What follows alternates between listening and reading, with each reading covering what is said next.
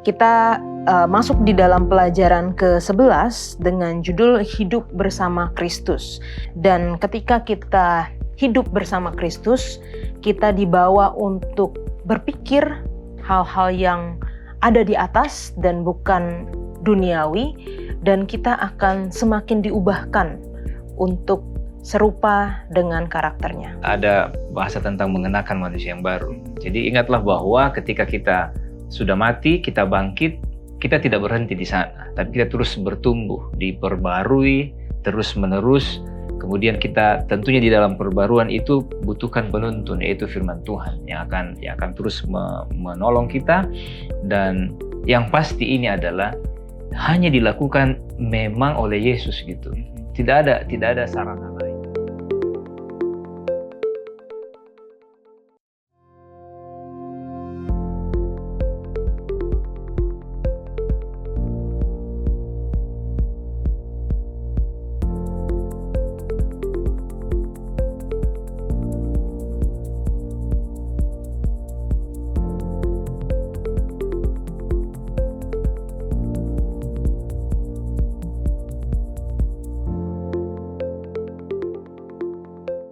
Selamat datang di Diskusi Sekolah Sabat, diskusi pembelajaran Alkitab yang mendalam untuk menguatkan iman kepercayaan kita kepada Tuhan.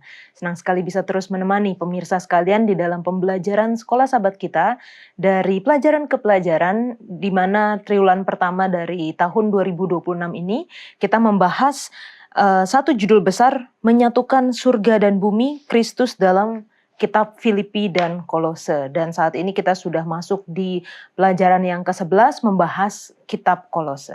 Terima kasih juga untuk para pendeta dan teman-teman yang sudah hadir di studio. Kita dapat berdiskusi bersama-sama dan tentunya kami senang juga untuk menyapa pemirsa sekalian yang telah mengikuti program Diskusi Sekolah Sabat dan memberikan kesaksian atau komentar di YouTube channel Diskusi Sekolah Sabat. Untuk yang pertama, boleh minta kesediaan dari Bang Glenn untuk membacakan. Oke, yang pertama datang dari Ebenezer Hutauruk. Rejoice always in the Lord. God is so good. God bless your ministry. Thank you. Terima kasih juga. Kemudian yang berikutnya datang dari Sherry Shea. Puji Tuhan untuk diskusi Sekolah Sabat. Tuhan memberkati kita semuanya. Amin. Selanjutnya dari akun Ada Tertulis. Amin. Terima kasih. Tuhan memberkati kita semua. Teristimewa bagi semua partisipan diskusi Sekolah Sabat di channel ini. Dan berikutnya datang dari Frenjo Jeffrey. Terima kasih kepada semua narasumber. Pendapatnya sangat penuh pertimbangan dan sudah menjadi solusi bagi setengah persoalan di hati. Semoga para narasumber juga semakin dikuatkan dalam iman percaya kepada Tuhan. Tuhan memberkati kini dan selamanya. Amin. Amin, puji Tuhan. Pendeta Wilson. Baik, yang pertama ada dari Linda Sihombing. Terima kasih atas diskusi Sekolah Sabat. Saya merasa dicerahkan dan semoga kita selalu dapat bersukacita di dalam Tuhan Yesus dan Tuhan Yesus memberkati semua tim dalam pelayanannya. Lalu yang kedua ada dari Eli Karyati. Amin, terima kasih untuk pelajaran saat ini. Semakin diberkati dalam belajar, boleh semakin dikuatkan. Lalu yang ketiga ada dari Jogeri Gelu. Terima kasih dengan pelajaran Sekolah Sabat. Tuhan memberkati dari Kucing, Sarawak, Malaysia. Lalu yang terakhir, Marihati Simanungkalit. Terima kasih pelajaran yang begitu baik, kita semakin dekat pada Yesus. Amin. Neta Edi. Baik, ini dari Kevin Moon. Shalom, puji Tuhan. Terima kasih untuk diskusi Sekolah Sabat ini. Saya sebagai guru Sekolah Sabat yang baru dilantik oleh pihak kepemimpinan gereja, dapat mengharapkan penyampaikan pelajaran Sekolah Sabat ini di Sekolah Sabat nanti. Kemudian dari Alfred Mawuntu. Thank you pelajaran Sekolah Sabat yang sangat menguatkan iman. Salam dari Amerika Serikat buat Pendeta Wilson. Kemudian dari Yakub Yulianus. Salam dari Jemaat Efrata Mesuji Jaya, Oki Palembang, Sumatera Selatan. Terima kasih atas diskusi Sekolah Sabat, memberkati saya sebagai penatua jemaat. Amin, puji Tuhan. Terima kasih banyak untuk teman-teman yang telah menuliskan komentarnya, dan saya yakin juga masih banyak ya pemirsa sekalian yang mengikuti program diskusi Sekolah Sahabat ini walaupun tidak sempat menuliskan di kolom komentar. Kami berharap agar program ini dapat menjadi berkat, dapat menjadi pembelajaran yang baik untuk teman-teman semua, baik secara pribadi, keluarga, dan juga di dalam jemaat. Biasanya kami menawarkan buku Sekolah Sahabat karena kita sudah di akhir dari triwulan ini ya, stoknya sudah habis. Namun bagi teman-teman yang rindu untuk belajar bersama kami, sulit akses kepada buku Sekolah Sahabat ini, dan ingin mendapatkan buku Sekolah Sahabat untuk triwulan berikutnya, karena mungkin ini hanya tinggal beberapa pelajaran lagi sampai ke triwulan yang kedua, silakan saja hubungi nomor call center Hope Channel Indonesia atau juga di YouTube channel Diskusi Sekolah Sahabat. Katakan saya ingin memiliki buku Sekolah Sahabat untuk pelajaran selanjutnya, dan kami akan mendata supaya kami tahu kira-kira cukupnya berapa, dan kami akan mengirimkan ke tempat Anda masing-masing di wilayah negara Indonesia secara cuma-cuma. Kita masuk di dalam pelajaran ke-11 dengan judul Hidup Bersama Kristus. Pelajaran kita akan membahas dari kitab Kolose pasal yang ketiga ayat 1 sampai ke 17. Dan ketika kita hidup bersama Kristus, kita dibawa untuk berpikir hal-hal yang ada di atas dan bukan duniawi, dan kita akan semakin diubahkan untuk serupa dengan karakternya. Bayangkan, pekerjaan paling sulit yang pernah ada. Pekerjaan yang rasanya terlalu berat, terlalu besar, terlalu jauh untuk dijangkau. Begitulah gambaran rencana keselamatan. Sebuah misi untuk menjembatani manusia dan ilahi. Sesuatu yang tampak tidak mungkin dalam pandangan manusia. Namun, itulah amanat yang Yesus berikan kepada para murid-Nya. Pergilah, jadikanlah semua bangsa murid-Ku. Yesus memberikan misi yang mustahil agar kita belajar bergantung kepadanya, bukan kepada diri sendiri. Ketika kehendak manusia bersatu dengan kehendak Allah, itu menjadi kuasa yang besar. Dan menakjubkannya, pada masa Paulus, Injil telah diberitakan kepada seluruh makhluk di bawah kolong langit. Tidak semua percaya, tetapi tugas mereka bukan membuat semua bertobat, melainkan agar Injil itu menjadi kesaksian bagi semua bangsa. Dari balik jeruji penjara, Paulus menulis surat kepada jemaat di Filipi dan Kolose. Surat-surat ini menyingkapkan Kristus, anak manusia yang menebus kita dari dosa, dan anak Allah yang menjadi perantara bagi kita. Hari ini, gereja Tuhan dipanggil untuk bersatu, menyelesaikan amanat akhir zaman. Pekabaran 3 malaikat. Karena dialah yang memampukan kita mengambil bagian dalam rencananya yang agung, menyatukan surga dan bumi.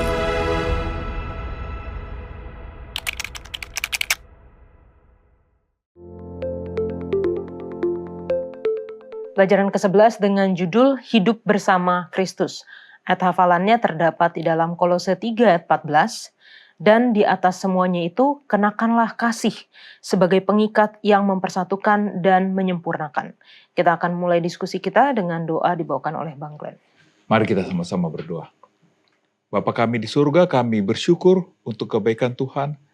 Pada saat ini kami diizinkan kembali untuk merenungkan, mempelajari firman Tuhan, untuk mengetahui isi hati Tuhan kepada kami, yang akan menolong kami hidup sebagaimana Engkau inginkan kami hidup sementara kami menantikan kedatangan Tuhan yang kedua kali. Biarlah diskusi kami ini boleh menolong kami untuk memahami Tuhan dengan lebih baik lagi. Berdoa untuk semua pemirsa yang menyaksikan tayangan ini. Kiranya kasih karunia Tuhan boleh menjadi bagian mereka semuanya. Terima kasih untuk memimpin kami sepanjang diskusi kami ini. Dalam nama Yesus kami berdoa. Amin. Amin. Terima kasih. Berbicara mengenai hidup bersama, walaupun kita hidup bersama Kristus ya, tapi di saat ini kan sudah memiliki keluarga masing-masing, hidup hidup bersama dengan keluarga itu boleh nggak sharing apa pengalaman atau enak nggak enaknya atau seperti apa, atau pernah mungkin di fase mana hidup bersama dengan siapa dan pengalaman apa yang menarik, Kak atau Pendeta Edi? Oke, kalau dengan keluarga, saya percaya bahwa kalau bersama-sama dengan keluarga kan dukungan emosional ya, maksudnya kebersamaan, maksudnya kita bisa saling tertawa dan lain sebagainya. Cuman mungkin tidak enak ya, bukan ada tidak enaknya, cuman lebih ke arah komitmen barangkali ya. Kadang-kadang kan kita punya komitmen ya, kita sudah punya apa ya, janji, sudah punya apa, kita mau buat apa, tapi kadang-kadang ada sesuatu yang mungkin ya nggak konsisten gitu ya. Ya mungkin nggak enaknya di situ karena kita nggak disiplin. Itu aja mungkin ya. Pendeta Wilson? Ya, kalau ini kan tempat tinggal itu kan kebutuhan primer, ya kan? Dan sebenarnya kita tinggal di mana itu sebenarnya sedikit banyak mencerminkan kondisi kita itu saat itu lagi ngapain. Ya. Karena saya pengalaman pernah numpang sama orang, pernah tinggal sama keluarga, pernah waktu ambil kuliah, pernah juga karena COVID nggak ada kerjaan, terpaksa kita, kalau orang bilang tuh live in, jadi kerja di satu tempat, terus jadi kita handle semua kayak panti jomponya gitulah. Pernah juga, habis itu pernah juga tinggal sama dosen. Ya itu menunjukkan keadaan kita pada saat itu kayak gimana gitu, karena memang lagi butuh, karena memang lagi keadaan. Jadi itu menggambarkan ya mungkin ada sisi psikologisnya juga seperti apa, sisi apa perencanaan ke depannya. Jadi kalau dibilang tempat tinggal itu memberikan apa ya, gambaran kita ini sedang mengalami apa. Jadi kalau pada saat itu, kalau pengalaman yang paling jelas seperti tadi Pastor Edi bilang ya, kalau tinggal dengan orang lain kan kita harus bisa menyesuaikan diri, ekspektasinya kan. Oke, kalau ekspektasi ini lagi numpang, ekspektasinya beda dong. Yeah. Kalau sama keluarga, beda dong. Kalau ini lagi ekspektasi kita lagi tinggal di apartemen bayar, beda juga. Bebas segala macam, tapi tiap akhir bulan ketar-ketir kan harus bayar gitu kan. Kalau mungkin tinggal numpang sama orang, nggak usah bayar, tapi tiap hari ketar-ketir karena nggak enak sama orang. Jadi, tapi kalau tinggal sendiri, itulah dimana kita sebenarnya bisa thriving, dimana kita bisa benar-benar menjadi kita sebenarnya maunya seperti apa. Jadi memilih tempat tinggal itu penting, dan bagaimana kita bisa berelasi terhadap host kita itu juga sangat penting lah ya. Oke. Saya pernah tinggal sekitar setahun setengah berpindah-pindah ketika melayani. Ya tidak mudah karena setiap kali masuk rumah baru itu kita harus paham culture-nya, keluarga ini bedanya seperti apa, lalu berusaha berbaur dan menyesuaikan diri dengan kondisi setempat. Jadi kondisi keluarga tersebut. Jadi itu memang challenge. Nah, ketika sudah berkeluarga itu ceritanya lain.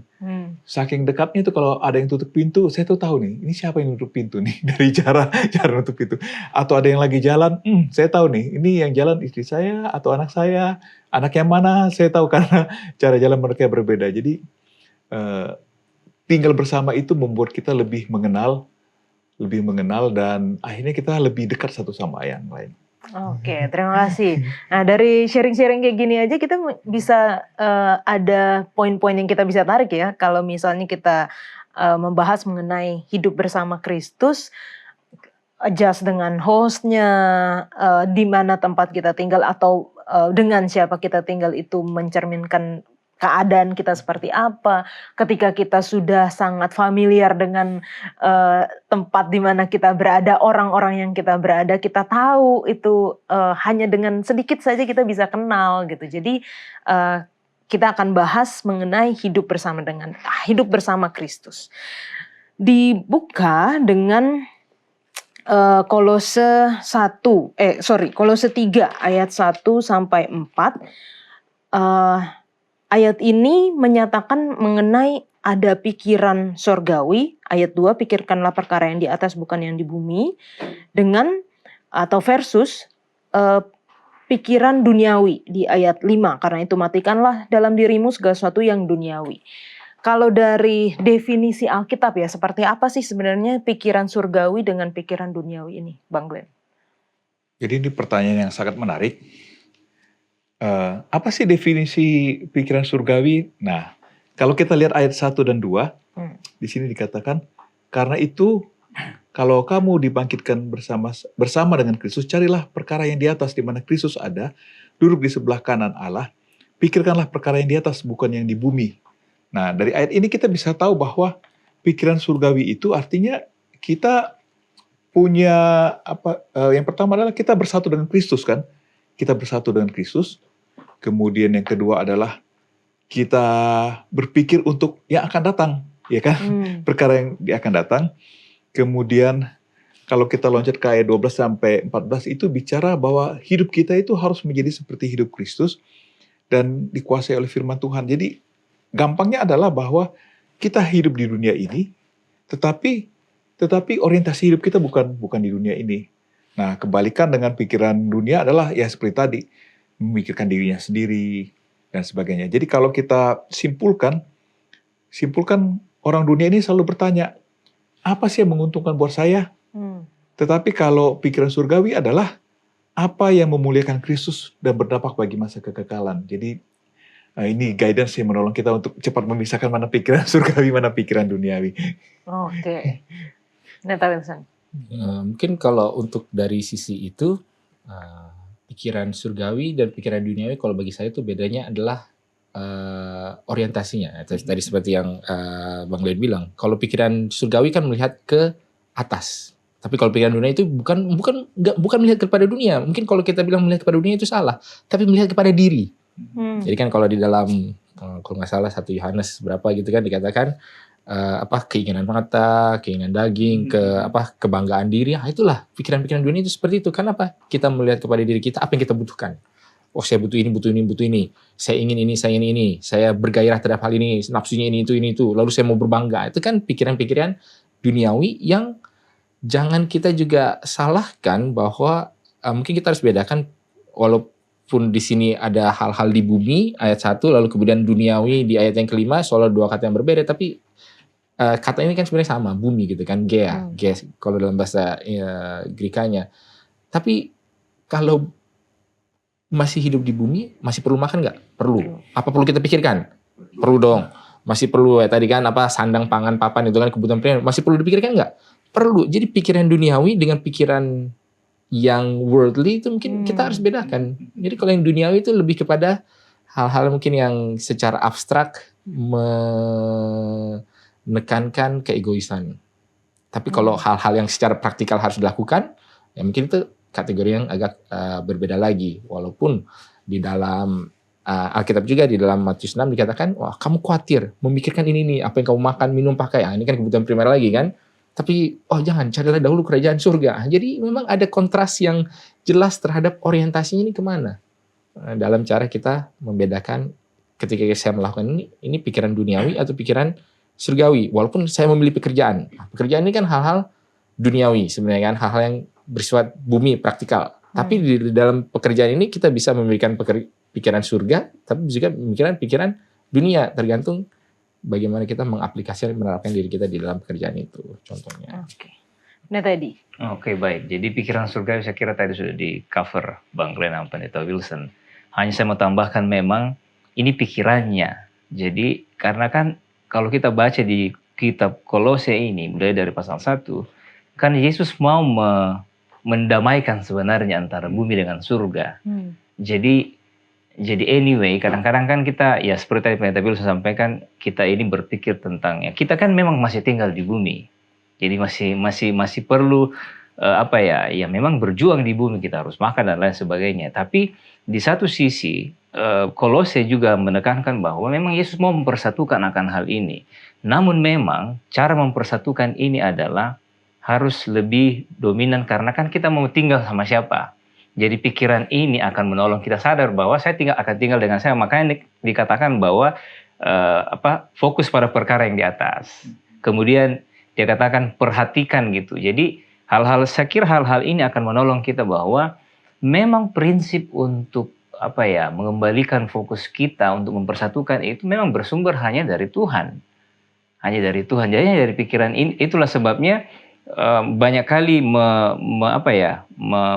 merujuk kepada bahwa hanya Yesus, hanya dialah satu-satunya, mulai dari pasal 1, 2, 3 dia berusaha untuk bisa menghubungkan. Jadi saya kira ini pikiran pikiran surgawi ini adalah pikiran yang Yesus mau tanamkan kepada kita, dan itu barangkali hal-hal yang Yesus ajarkan. Di sana saya kira tadi sudah disinggung tentang belas kasihan, kemurahan, kerendahan hati.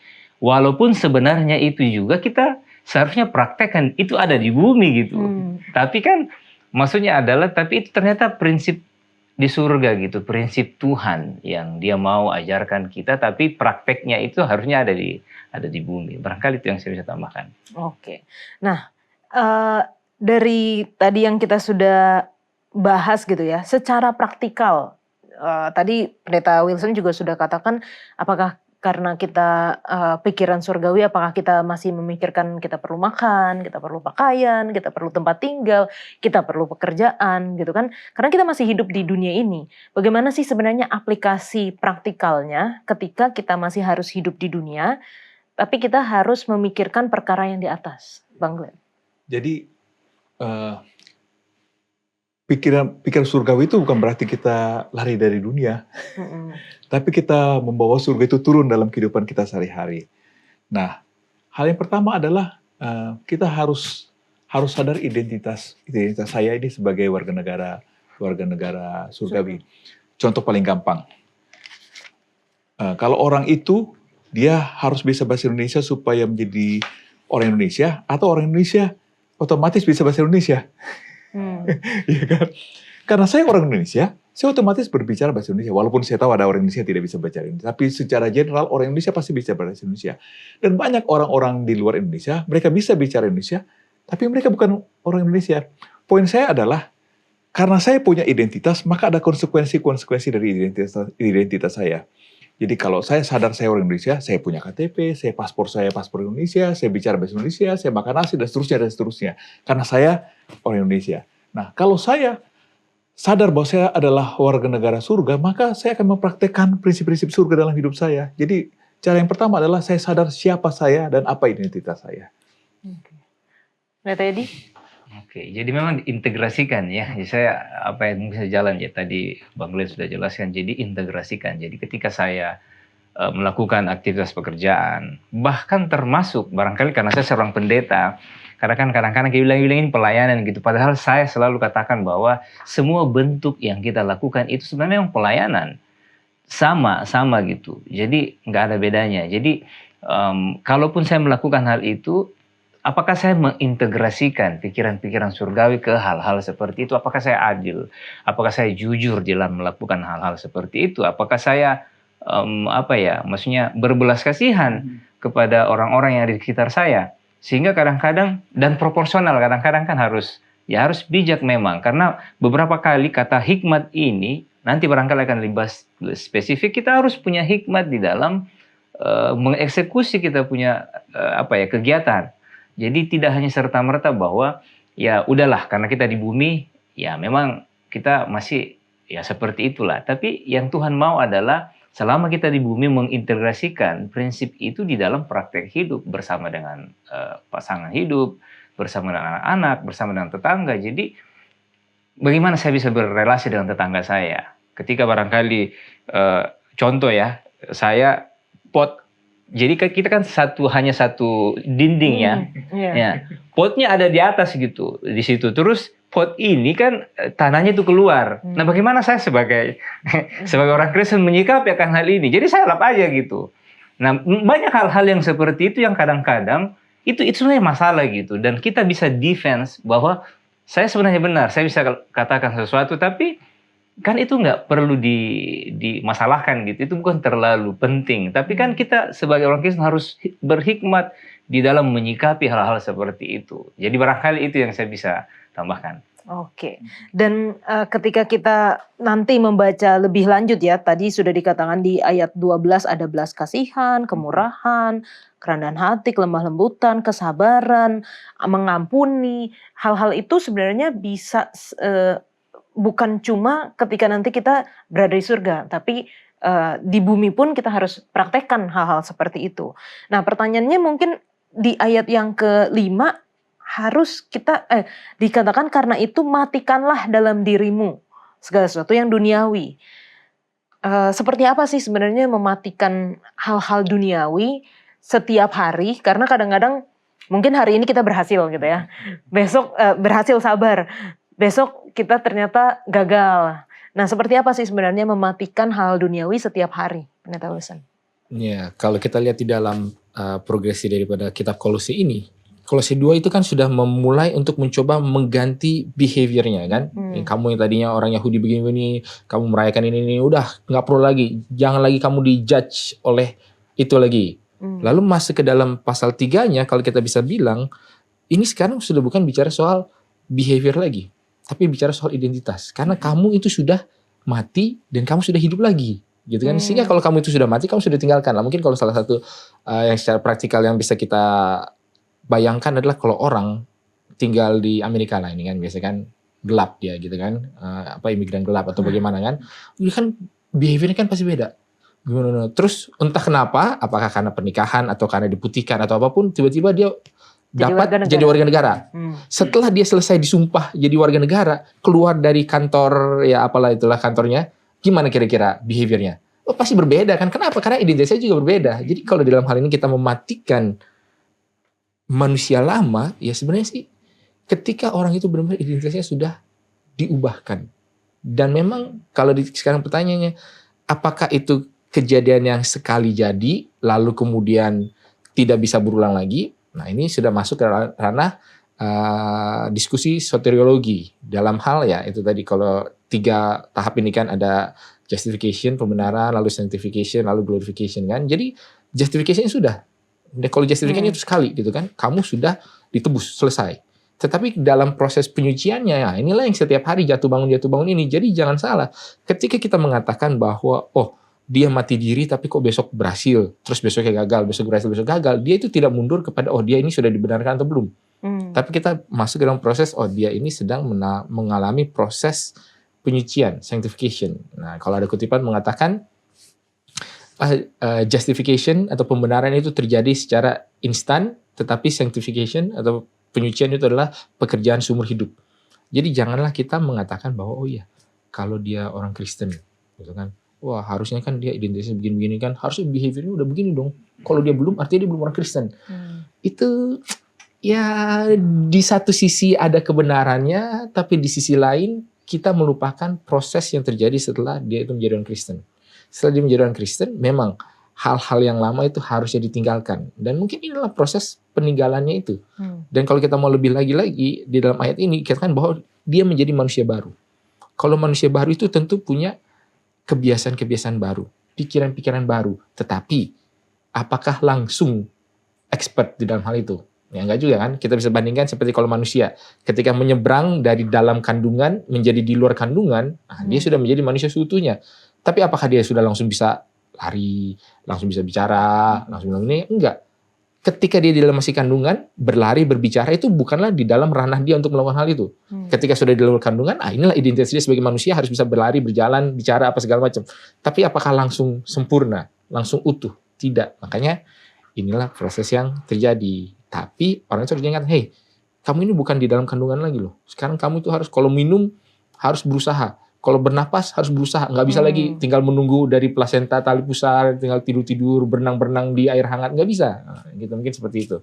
Oke, wah ini ilustrasinya membantu kita ya mengimajinasikan bagaimana pertumbuhan kita di dalam iman Kristen. Dan jangan kita jadi menghakimi ya, jangan kita jadi menghakimi, tapi juga jangan kita menjadikan itu sebagai alasan, saya kan masih manusia, jadi saya masih boleh lah begini. Tapi kita harus berusaha dan melakukan yang Tuhan inginkan, sama seperti yang Paulus telah tuliskan juga di kitab Kolose. Kita akan lanjutkan pelajaran kita, jangan kemana-mana.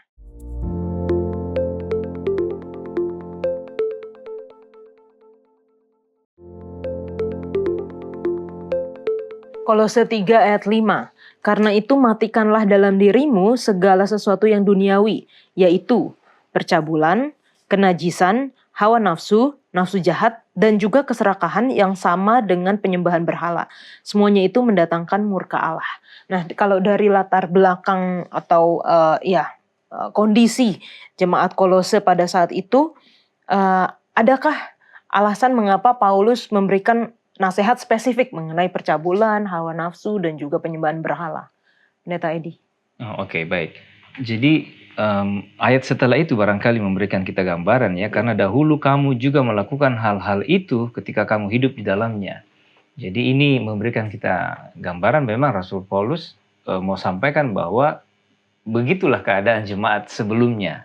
Jadi dia memberikan keberadaan itu, dan saya kira ini praktik-praktik yang adalah gaya hidup lama yang mungkin dianggap lumrah oleh masyarakat di sekitar komunitas gereja pada saat itu.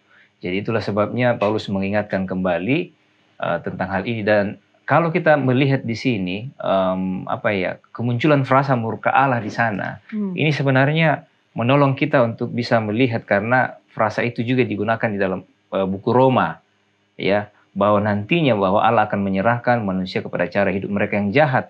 Nah, ini barangkali terhubung dengan Roma pasal 1:26 di sana, karena Allah menyerahkan mereka pada hawa nafsu yang memalukan, sebab istri-istri menggantikan persetubuhan yang wajar dengan tidak wajar. Demikian juga suami-suami meninggalkan persetubuhan yang wajar dengan istri mereka dan menyala-nyala dalam berahi mereka satu terhadap yang lain, sehingga mereka melakukan kemesuman laki-laki dan laki-laki. Jadi artinya bahwa keadaan ini memang Rasul Paulus mau menekankan bahwa kondisi seperti ini mereka harus waspada. Jadi kalaupun mereka sudah berada dalam komunitas jemaat, jadi Rasul Paulus mengingatkan kembali bahwa berhati-hati, karena memang kalian dulu dalam posisi pernah melakukan hal-hal demikian. Oke. Bang Glenn? Jadi mereka ini tinggal di satu tempat di mana ada perpaduan budaya. Akhirnya mereka melakukan sinkretisme. Sinkretisme itu artinya mencampur adukan beberapa kepercayaan agama menjadi satu praktek begitu kan. Jadi Paulus ingin katakan kepada mereka, nggak bisa seperti ini. Kita harus berbeda dengan dunia. Karena apa? Dari tadi sudah disebutkan, identitasnya berbeda. Mereka benar masih tinggal di Kolose, tapi mereka bukan warga negara orang Kolose, tapi mereka adalah warga negara surga. Itulah sebabnya Paulus katakan harus ada perbedaan dalam kehidupan mereka. Mungkin yang paling jelas adalah bahwa mereka ini kan mendapatkan konteks. Jadi kita juga harus pahami bahwa mereka ini bukan orang Yahudi yang tinggal di daerah Yahudi seperti yang tadi Bang Len bilang kan. Sehingga ada budaya-budaya yang tentunya di dalam dunia Greco-Roman, apalagi kalau berbicara mengenai penyembahan, berbicara mengenai festival, lalu berbicara soal interaksi sosial. Kalau soal percabulan, kemesuman atau apa, itu adalah sesuatu hal yang dianggap lumrah, hal yang biasa paling tidak untuk budaya dan konteks di sana. Nah, sekarang Paulus mengingatkan, kalau kamu sekarang identitasmu bukan lagi orang yang seperti ini, maka harus ada perubahan yang nyata. Ya karena itu matikanlah ya dalam dirimu segala sesuatu yang duniawi, yaitu itu tadi ya, percabulan, kenajisan, hawa nafsu, dan juga keserakahan. Sama dengan penyembahan berhala. Jadi semuanya ini kan merujuk kepada bagaimana cara hidup orang-orang ketika mereka masih menyembah ilah-ilah lain. Dan ketika mereka mengatakan bahwa oke, sekarang saya sudah meninggalkan cara hidup yang seperti itu, berarti otomatis budaya yang tersangkut dengan bagaimana mereka hidup, nilai-nilai moral itu juga harus ada perubahan. Dan inilah yang Paulus katakan, sehingga harus ada sesuatu yang jelas. Ada batasan, boundary yang memang harus diseberangi ketika orang tadinya masih manusia lama, ketika sudah menjadi manusia baru. Nah, mungkin kira-kira itu arahnya. Kalau terlepas daripada Kolose kotanya seperti apa, ya kalau kita cari-cari Kolose ini apa ya, nggak spesial amat lah. Kalau cari di ensiklopedia juga, kalau Laodikia, kalau Efesus itu kan oh ya ini ada kuilnya, ini ada bisnisnya. Tapi kalau Kolose itu nggak spesifik. Jadi kita nggak tahu sebenarnya apa yang terjadi. Jadi kita hanya menduga, oh kira-kira ini seperti ini loh, dan bisa kita bayangkan. Justru ada bagusnya juga. Bila mana sebuah daerah itu tidak ada hal yang spesifik, artinya kan kalau kamu berubah ya carilah memang yang apa sekarang identitasmu yang kuat itu. Jangan lagi yang biasa-biasa kayak dulu gitu kan. Nah, mungkin seperti itu juga angle yang kita bisa ambil. Oke. Dan ketika kita mempelajari sekolah sahabat kita, dikatakan kita bukan hanya diperbaharui kalau tadi sudah dijelaskan ada justification, ada pembenaran, ada sanctification, ada penyucian, dan di dalam penyucian itu kalau kita ingat di bait suci ada 3 benda ya, 3 barang, roti, meja roti sajian, lalu mezbah ukupan, dan juga 7 kaki dian.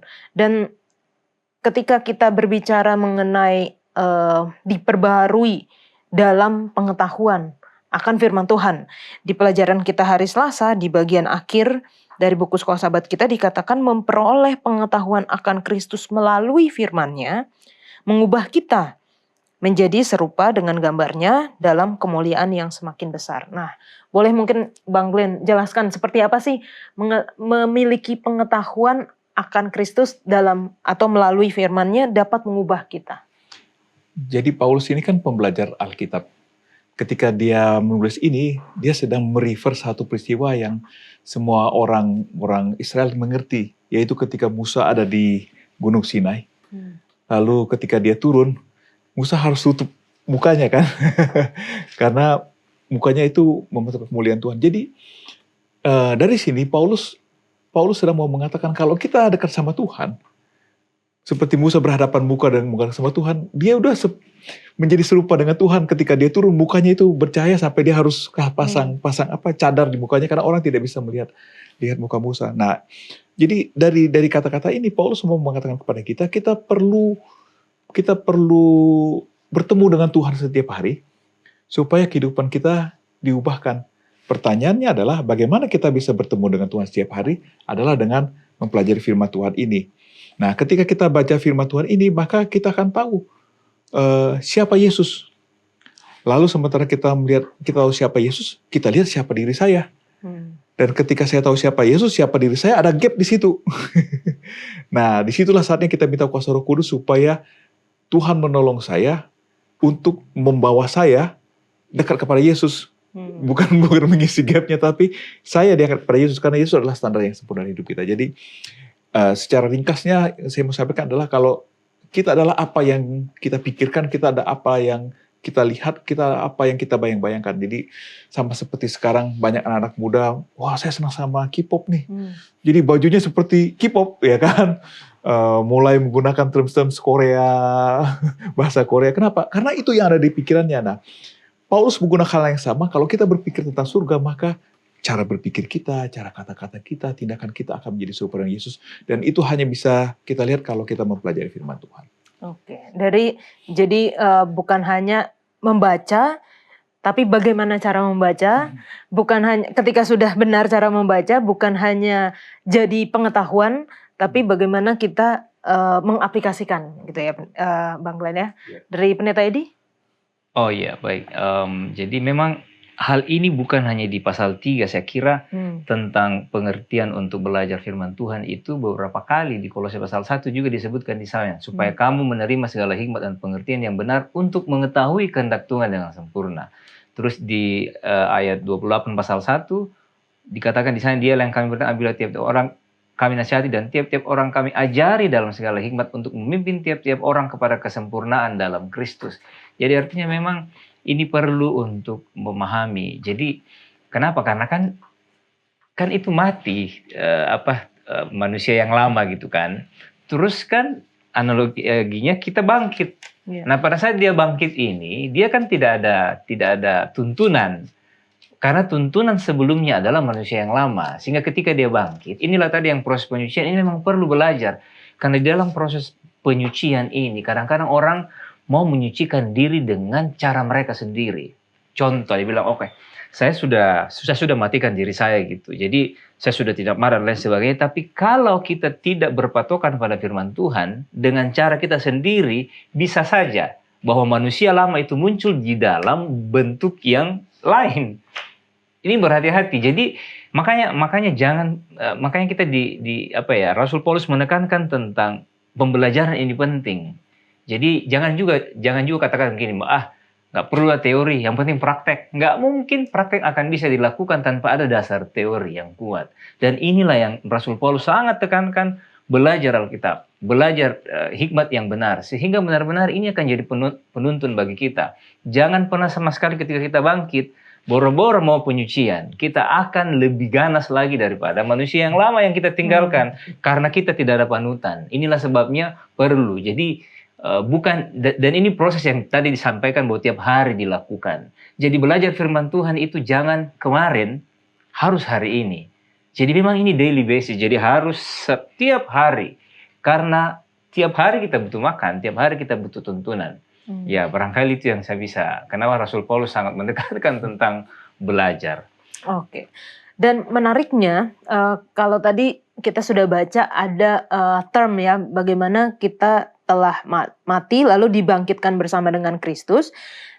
Rasul Paulus juga menggunakan seperti ilustrasi menanggalkan. Jadi seperti pakaian, menanggalkan yang lama, menanggalkan manusia lama, lalu memakai manusia yang baru. Kita bisa baca di ayat 9 dan 10 gitu ya. Nah, kalau misalnya kita membayangkan imajinasi ilustrasi ini, menanggalkan lalu mengenakan gitu ya. Kan seperti mudah sekali gitu ya, seperti balikin telapak tangan gitu. Sedangkan penelitian paling tidak ya yang saya tahu untuk membangun kebiasaan baru, ini kan Bang Glenn suka membangun kebiasaan-kebiasaan gitu kan. Paling tidak butuh 21 hari untuk konsisten melakukan itu sampai itu menjadi satu kebiasaan yang baru. Nah, bagaimana tanggapannya antara kayaknya apa yang Paulus bilang cuman gampang aja dengan yang memang seharusnya atau yang kita alami saat ini gitu Bang? Oke, jadi saya kasih ilustrasi supaya kita gampang memahami. Dulu kan senang naik ke alam kan. Ya. Ketika kita keluar, kan ada jalan setapak kan. Kenapa itu menjadi jalan setapak? Karena selalu Karena selalu injak, iya kan? Terus pertanyaannya, bagaimana jalan setapak ini bisa berubah? Ya ditinggalin, bikin jalan setapak yang lain, ya kan? Jalan setapak yang lain.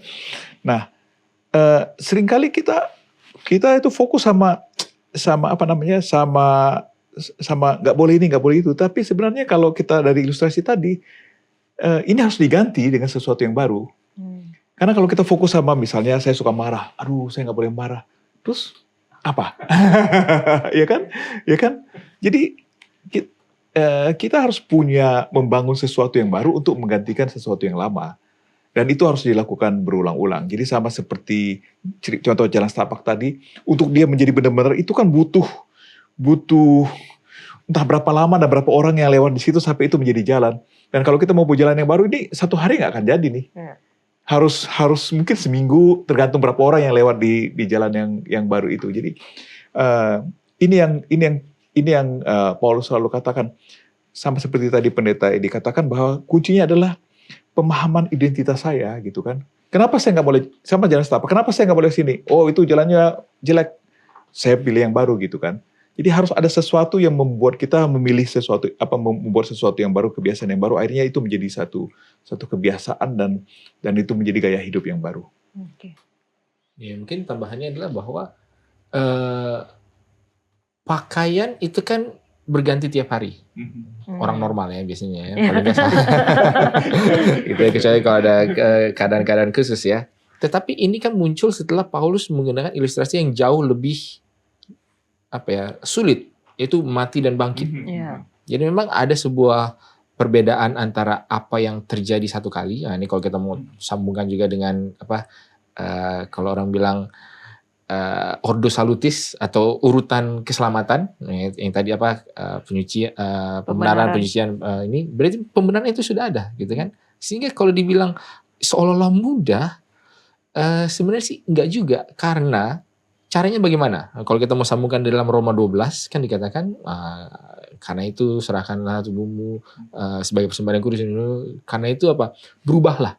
Nah, berubah ini kan sesuatu yang kita mau, tapi berubahnya dari mana? Oleh pembaharuan budi. Jadi ada metamorfosa, yaitu perubahan luar, lalu ada metanoia, perubahan pikiran. Jadi kedua hal, ada hubungan psikosomatik ini, gitu kan? Apa yang kita lakukan itu mempengaruhi pikiran kita.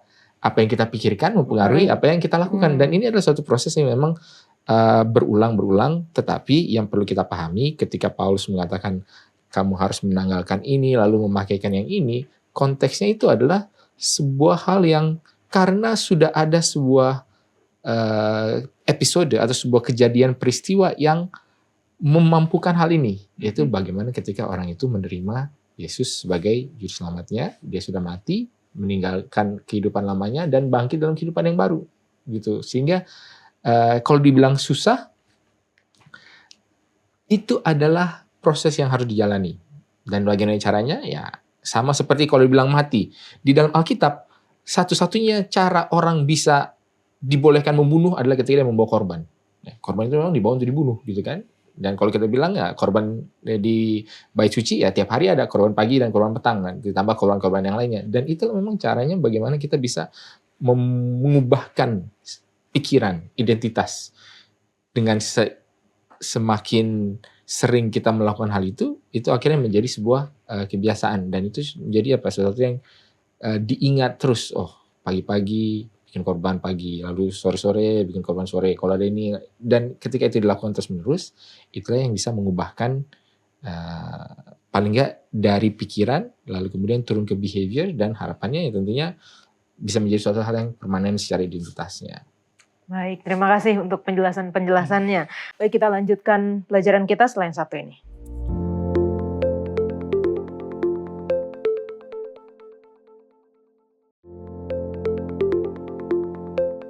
Kolose 3 ayat 12, karena itu sebagai orang-orang pilihan Allah yang dikuduskan dan dikasihinya, kenakanlah belas kasihan, kemurahan hati, kerendahan hati, kelemah lembutan dan kesabaran. Sabarlah kamu seorang terhadap yang lain, dan ampunilah seorang akan yang lain.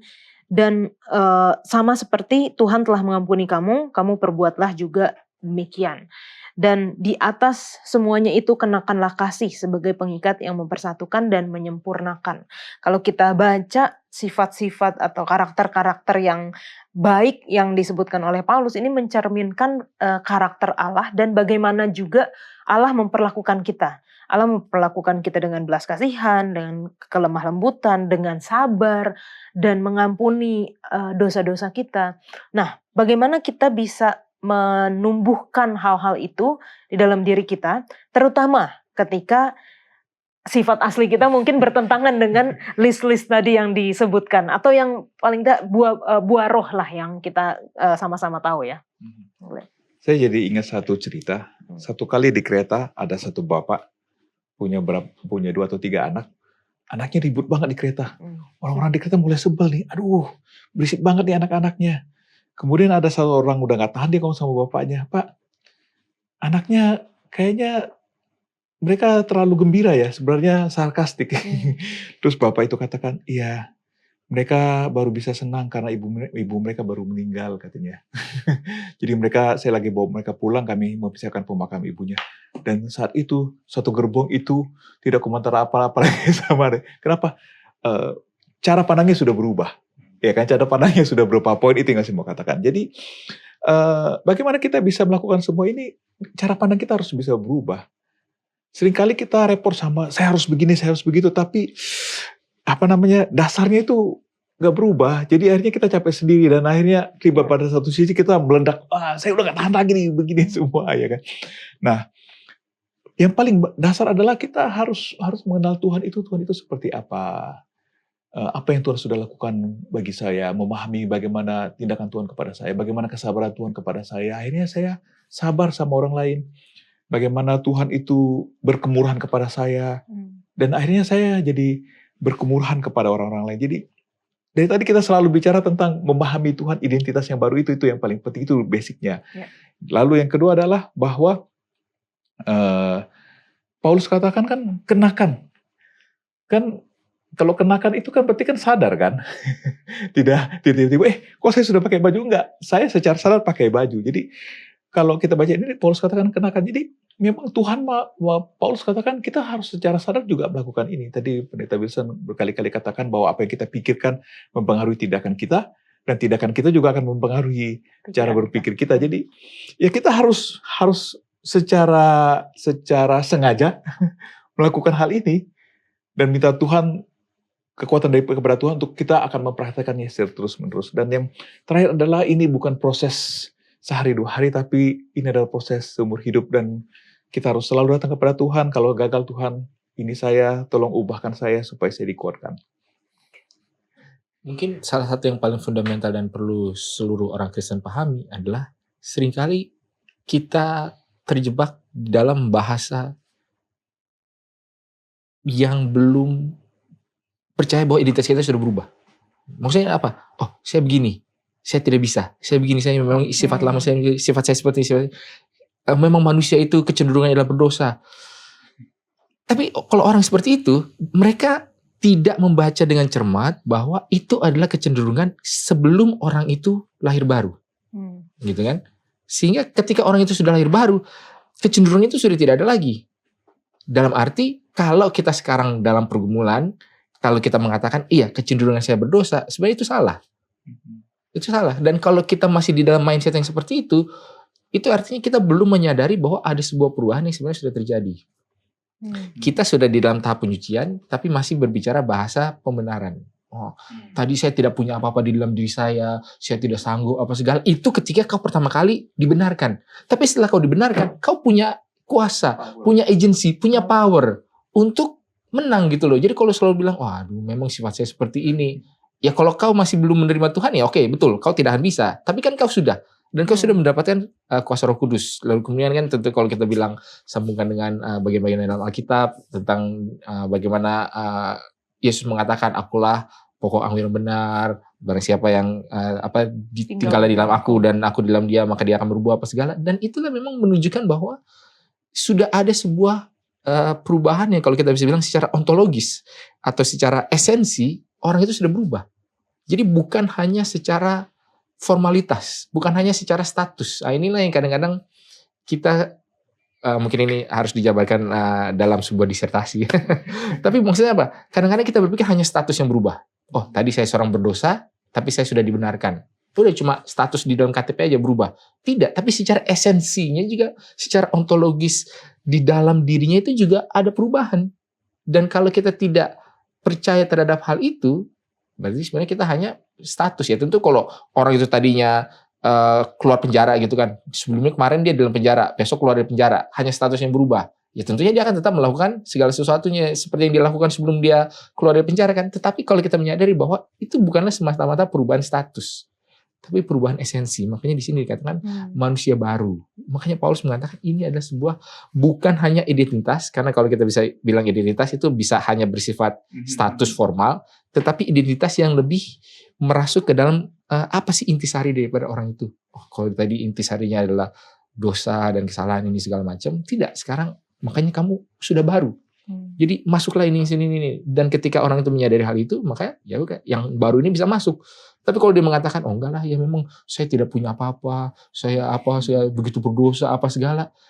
Dia itu adalah seperti orang yang apa ya, kalau ilustrasi yang juga sering bilang kan, ada orang gitu kan, ada bapak-bapak mikul gitu kan, barang gitu kan, terus diajak, oh ya ini naik pick up. Dia sudah naik di pick up-nya, tapi masih dipegang. Itu buat apa? Itu adalah sebuah hal yang mungkin Paulus juga coba jelaskan, ini sudah nggak usah dipakai lagi, taruh aja gitu loh. Oke, dan ini menunjukkan tadi bagaimana yang Pendeta Wilson katakan ya, bagaimana apa yang dipikirkan itu menjadi tindakan, dan apa yang dilakukan, dikatakan mungkin secara spesifik, kadang-kadang itu jadi pikiran kita juga ketika kita bilang, oh kita nggak bisa, kita kan emang gini, kita nggak bisa berubah. Ya di pikiran akan berpikir bahwa ya sudah, kita tidak bisa berubah seperti itu. Dan ini akan menunjukkan juga kepada kita, bukan hanya kita bersikap baik, menumbuhkan karakter-karakter yang tadi kita sudah baca listnya, dan bahkan juga kita bisa memperlakukan orang yang tidak baik, memperlakukan secara baik orang yang tidak baik kepada kita. Karena kita melihat karakter Tuhan yang tetap berbelas kasihan, mau sabar dan mengampuni kita yang sering sekali berbuat salah kepada atau berbuat dosa terhadap Tuhan. Di ayat 16 kita sudah hampir akhir dari pelajaran kita ya. Di ayat 16 dikatakan, hendaklah perkataan Kristus diam dengan segala kekayaannya di antara kamu, sehingga kamu dengan segala hikmat mengajar dan menegur seseorang akan yang lain, dan sambil menyanyikan mazmur dan puji-pujian dan nyanyian rohani, kamu mengucap syukur kepada Allah di dalam hatimu. Nah, ketika kita baca soal nasihat-nasihat, kayaknya penutupannya bagus gitu ya, ketika dibilang kita harus punya hikmat, kita mengajar, menegur orang lain. Di ayat-ayat yang lain atau kitab lain mungkin dikatakan dengan lemah lembut, kita dengan sabar menegur orang lain. Tapi secara spesifik di ayat 16 ini ada mengatakan soal sambil menyanyikan mazmur dan puji-pujian dan nyanyian rohani. Apa sih sebenarnya pengaruh atau bagaimana musik memainkan peran penting dalam mengajar dan menegur satu sama lain, Bang Glenn? Ya, karena musik itu mempengaruhi cara berpikir kita, mempengaruhi hati kita. Kemudian musik ini juga bisa menolong kita untuk mempelajarinya dengan mudah. Ya. Dan itu keputusan. Jadi saya juga setiap pagi kan harus menembus kemacetan. Ketika menembus kemacetan itu di kendaraan saya punya banyak pilihan. Bisa dengar berita kemacetan, which is setiap hari pasti macet, ya kan? Atau berita politik yang saya juga udah bingung mana yang benar. Akhirnya saya bersama istri saya tiap pagi kami memilih untuk mendengarkan lagu pujian, dan itu menolong kita untuk bersyukur kepada Tuhan, refleksi kita kepada Tuhan. Jadi apa yang sedang Paulus katakan di sini adalah dia mau kita untuk mengangkat hati kita. Mengangkat hati kita selalu dekat kepada Tuhan. Salah satu caranya adalah melalui pujian dan nyanyian. Oke. Neta Wilson. Ya, mungkin yang perlu kita perhatikan juga adalah sebelum dia masuk ke dalam itu, di dalam ayat 16 kalian dikatakan, hendaklah perkataan Kristus tinggal dengan limpahnya di antara kamu. Sehingga kamu dengan segala hikmat mengajar, menegur, sambil menyanyikan mazmur, pujian dan nyanyian rohani. Jadi musik itu, ya ini mungkin kadang-kadang sesuatu yang kalau bilang kontroversial musik iya. Tetapi kontroversi musik itu apa sih? Kontroversi musik itu adalah ketika kita menjadikan hal itu sebagai sesuatu yang utama. Musik itu kan hanyalah sebuah means to an end. Tapi banyak orang, baik dari kedua belah sisi, baik sisi yang liberal dan progresif ataupun sisi yang konservatif dan konvensional, itu menjadikan musik itu sebagai the end gitu loh. Bahwa inilah bagaimana penyembahan itu, padahal tidak.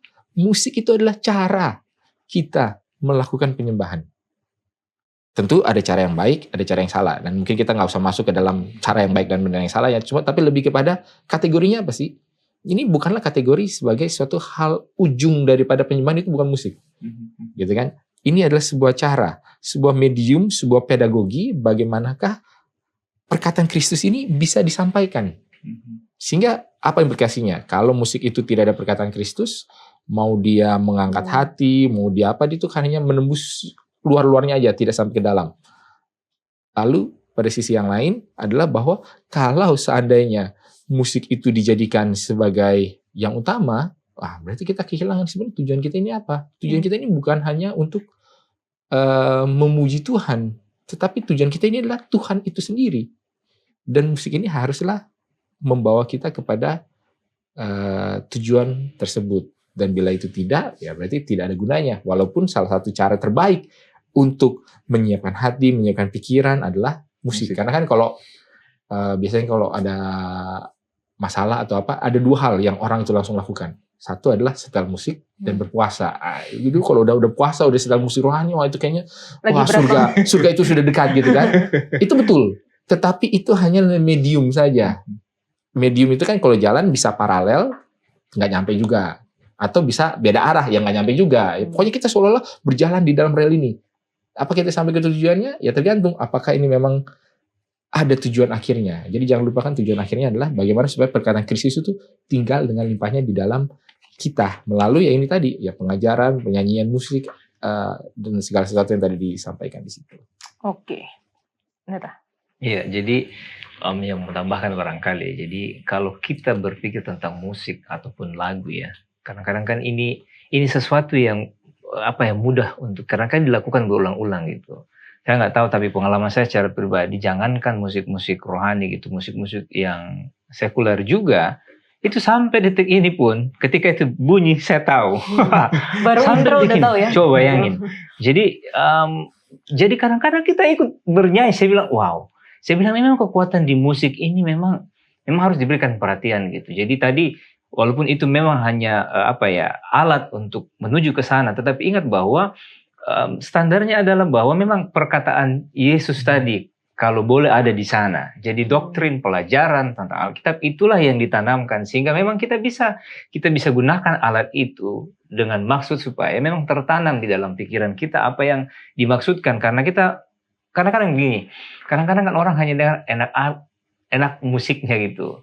Tapi ya lihat juga liriknya, apakah sesuatu yang memang membangun, apakah lirik itu benar-benar sesuai dengan apa yang menjadi landasan dari perkataan Yesus. Jadi memang saya percaya bahwa memang musik ini mempengaruhi kehidupan kita. Sehingga anyway, jadi mari kita lakukan ini dan dikatakan di sini di Mazmur, nyanyian rohani, lagu-lagu pujian itu memang mengandung perkataan, dan biarlah ini barangkali hal yang tantangan juga bagi kita ya.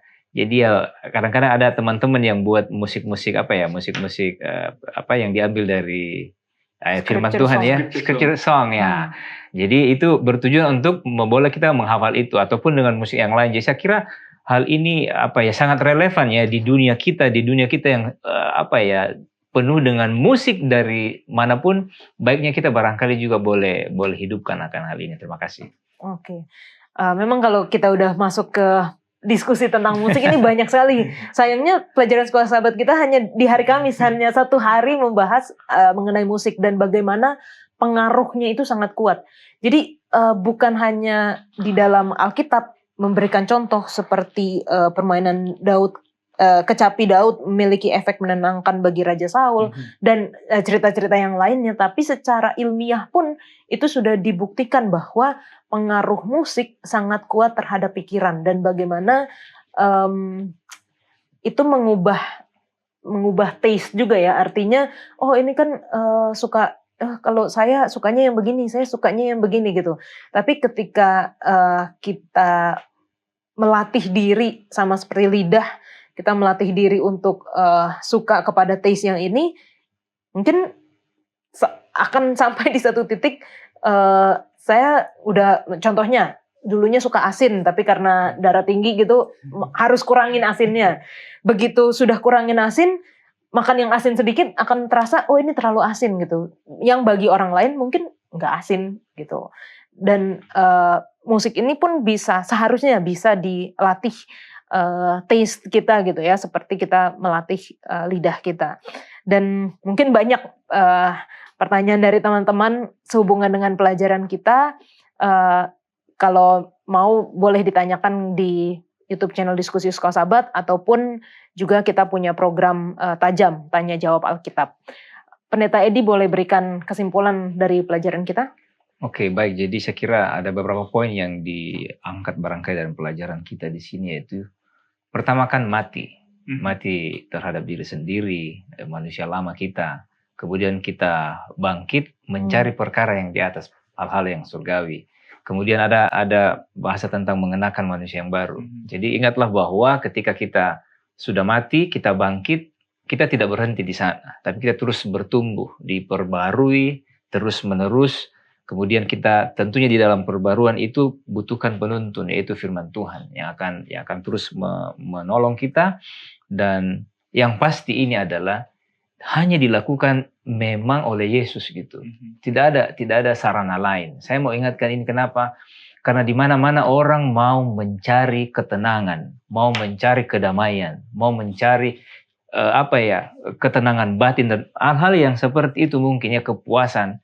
Saya mau katakan bahwa menurut pelajaran kita di pelajaran yang ke-11 ini mengarahkan kita selalu bahwa hanya Yesus yang mampu untuk lakukan itu. Jadi itulah sebabnya mari kita lebih fokus ya untuk mencari di dalam Alkitab apa sih rencana dan maksud Tuhan, sehingga kita benar-benar bangkit dan terus bertumbuh sampai pada akhirnya kita akan bisa dimuliakan ketika Tuhan datang pada kali yang kedua. Terima kasih teman-teman. Kalau masih memiliki pertanyaan untuk Sekolah Sahabat kita, tinggalkan di kolom komentar YouTube channel Diskusi Sekolah Sahabat dan kita akan membahasnya.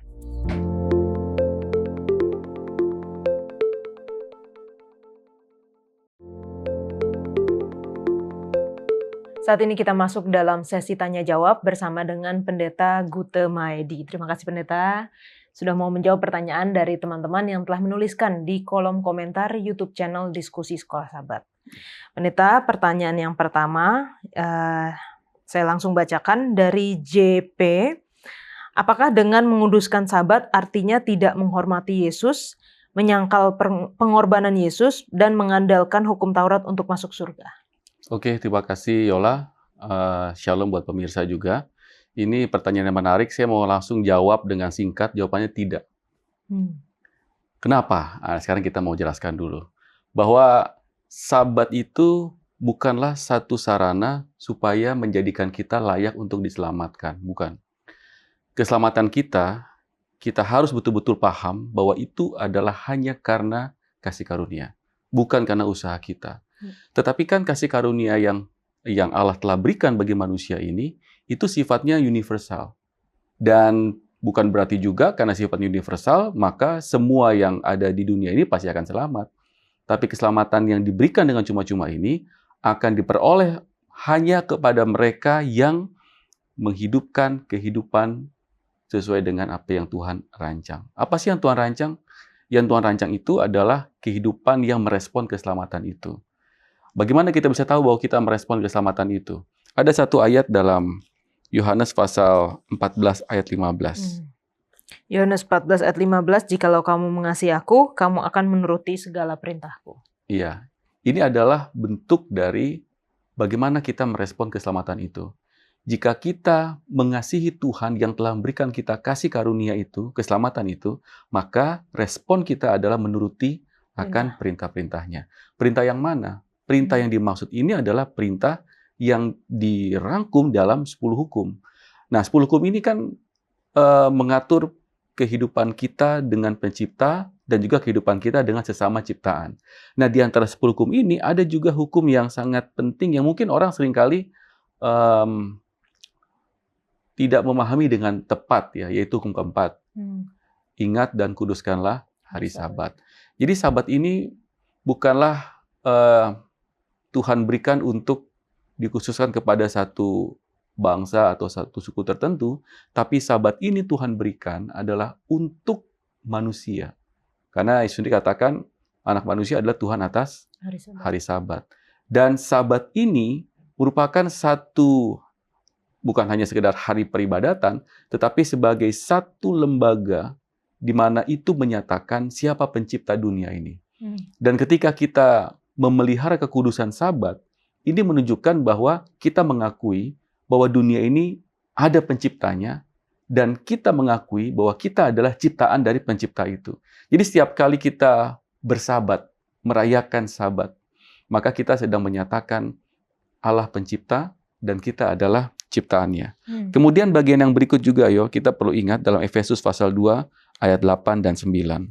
Efesus pasal 2 ayat 8 dan 9. Iya. Di sini dikatakan, sebab karena kasih karunia kamu diselamatkan oleh iman. Itu bukan hasil usahamu tetapi pemberian Allah. Itu bukan hasil pekerjaanmu. Jangan ada orang yang memegahkan diri. Jadi keselamatan itu sekali lagi adalah kasih karunia. Bukan karena usaha kita. Bukan karena kita menguduskan Sabat kemudian kita merasa, oh ya sekarang saya layak untuk diselamatkan. Enggak. Tapi karena kita sudah diselamatkan karena kasih karunia itu, maka kita merespon dengan mengasihi Tuhan juga. Dengan cara apa? Dengan cara menuruti perintah-perintahnya. Nah, salah satu perintah itu adalah untuk menguduskan Sabat. Jadi Sabat ini maknanya sangat luas. Sekali lagi ya, pertama pengakuan kita bahwa Allah lah pencipta pemilik, kemudian pengakuan kita bahwa kitalah ciptaannya, dan juga Sabat ini merupakan satu waktu yang Tuhan telah berikan untuk kita miliki, supaya kita memiliki hubungan yang terus terhubung dengan pencipta kita. Itulah Sabat. Jadi sama sekali ini tidak langsung berkaitan dengan keselamatan, tetapi ini merupakan respon dari keselamatan yang Tuhan sudah berikan kepada kita. Terima kasih Pendeta untuk penjelasannya. Saya juga pernah mendengar ada penjelasan bahwa Sabat ini bahkan ada sebelum dosa gitu ya Pendeta ya. Jadi pada saat penciptaan Tuhan telah menyelesaikan penciptaan dalam 6 hari dan hari ke-7 Tuhan berhenti. Bahkan sebelum dosa, sebelum ada bangsa apapun, Ya. Tuhan telah memberikan hari Sabat. Ya, Baik. betul sekali. Untuk pertanyaan selanjutnya datang dari Neni Jim. Boleh jelaskan apa arti Kolose 2 ayat 14? Ada surat hutang, ketentuan hukum, Ya. telah dipakukan pada kayu salib. Apa artinya hukum Taurat sudah tidak berlaku? Ya. Ini saya bacakan ya pendeta, Ya. untuk Filipi 2 ayat yang ke-14. 14. Kolose 2 ya pendeta. Kolose 2 yang 14. Kolose 2 ayat yang ke-14. Dengan menghapuskan surat hutang yang oleh ketentuan-ketentuan hukum mendakwa dan mengancam kita. Dan itu ditiadakannya dengan memakukannya pada kayu salib. Iya, terima kasih Yo. Mungkin banyak orang yang memahami bahwa ayat ini merujuk kepada hukum Tuhan, 10 hukum yang dipakukan dan tidak berlaku lagi dengan kematian Yesus. Ya, kalau tadi kita kaitkan dengan pertanyaan pertama, bahwa hukum Taurat itu bukanlah sesuatu yang diberikan oleh Tuhan karena kebutuhan sewaktu tertentu gitu. Tapi ini adalah merupakan satu cara Allah untuk membuat manusia itu hidup dalam keadaan yang baik-baik, ya, tidak mengalami permasalahan dalam hubungan dengan Tuhan dan hubungan sesama. Dan juga hukum Taurat ini Tuhan berikan untuk menjadi cermin buat kita, apakah kita sudah melakukan yang benar sesuai apa yang Tuhan kehendaki. Apakah kita sudah merespon keselamatan itu dengan benar atau belum. Maka hukum itu sendiri kan tidak menyelamatkan kita. Tapi bagaimana kita merespon terhadap apa yang kurang dalam diri kita, itulah yang meluruskan kita untuk berada dalam keselamatan yang Tuhan sudah berikan itu. Ya. Nah, pertanyaan yang muncul adalah, apakah ini berarti bahwa dengan kata dipakukan itu, maka hukum itu tidak berlaku? Ya, hukum itu kan juga merupakan bentuk dari kasih Allah kepada manusia. Jadi karena dia mengasihi kita, maka dia bikin aturan supaya kita hidup dengan baik. Nah, kalau kepribadian Allah dirubah, bagaimana caranya? Kan nggak bisa. Nah, itu sebabnya yang disebut sebagai surat hutang ini bukan bicara soal hukum Tuhan.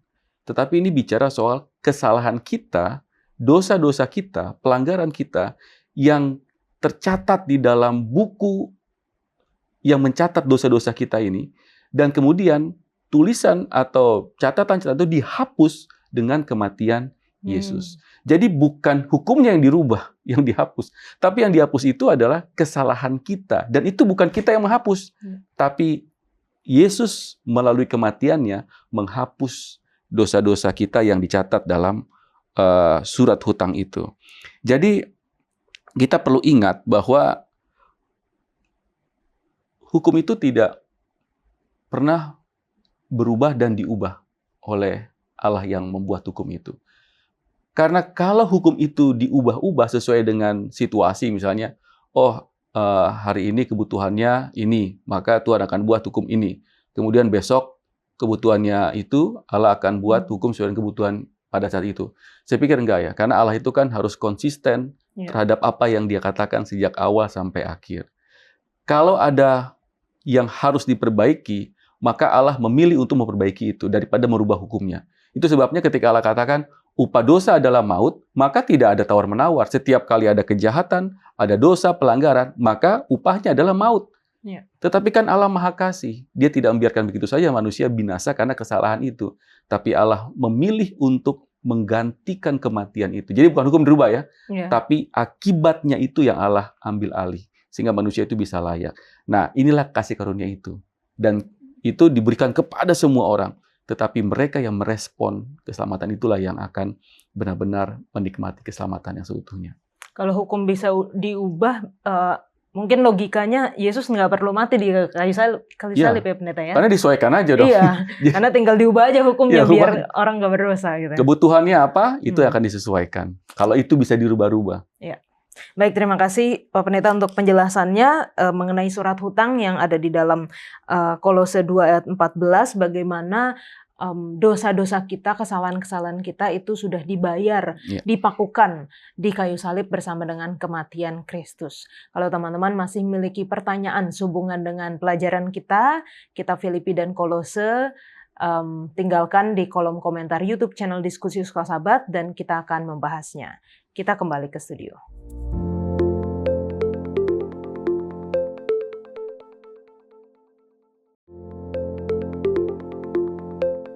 Untuk menutup diskusi kita akan berdoa dibawakan oleh Pendeta Edi.